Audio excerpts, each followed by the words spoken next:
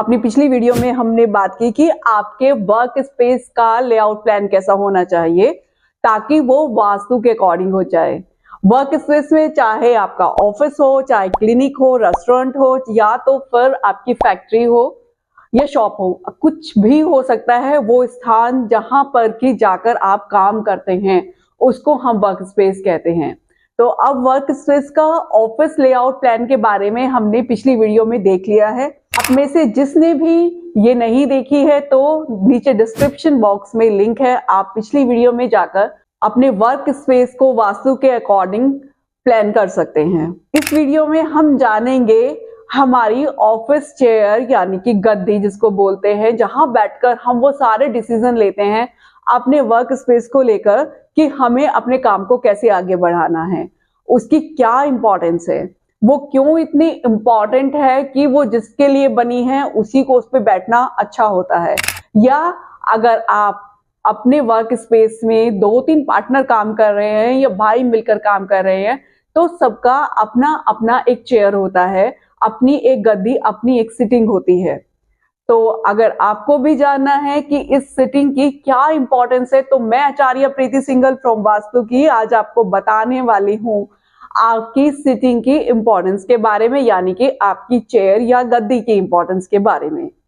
इसको आप कैसे एक्टिवेट करेंगे और ये कैसे वो सब करने लगेगी जो आप इससे करवाना चाहते हैं।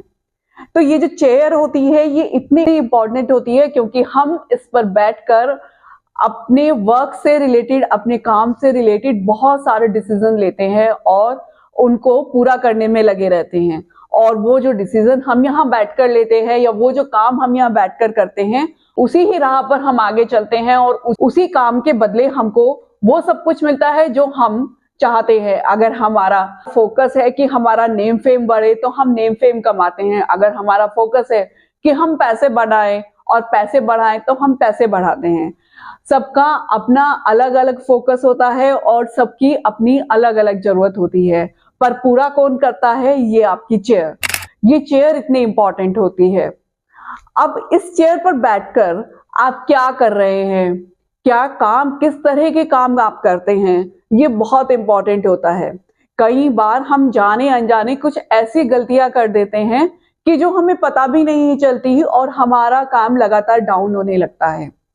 उसमें से एक सबसे बड़ा पॉइंट होता है कि हम यहाँ बैठकर अपने फ्रेंड्स को एंटरटेन करना शुरू कर देते हैं, जो कि बिल्कुल भी सही नहीं होता है, क्योंकि ये सीट जो है ये आपके फ्रेंड्स को एंटरटेन करने के लिए नहीं आपने लगाई थी।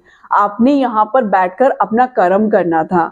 अपने जो भी कर्म आप चाहते हैं, जो भी आप करते हैं, चाहे वो कंसल्टेंसी कर रहे हो, चाहे वो किसी को आप सलाह दे रहे हो, आप लॉयर हो, या तो आप किसी को ट्रीटमेंट लिख रहे हो, या तो फिर आप अपना कोई सामान अगर बेच रहे हैं, ये किसी भी तरह का आप कोई भी काम अगर कर रहे हैं, कोई प्रोडक्ट में है या तो फिर किसी सर्विस में है, तो आप यहाँ बैठकर वो काम करने आए थे।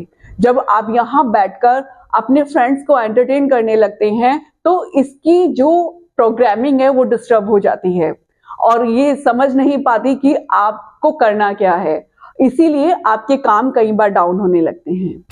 सेकंड रीजन होता है कि कई बार आप यहाँ पर बैठकर लोगों की समस्याएं सुनने लगते हैं और उनको समाधान देने बैठ जाते हैं।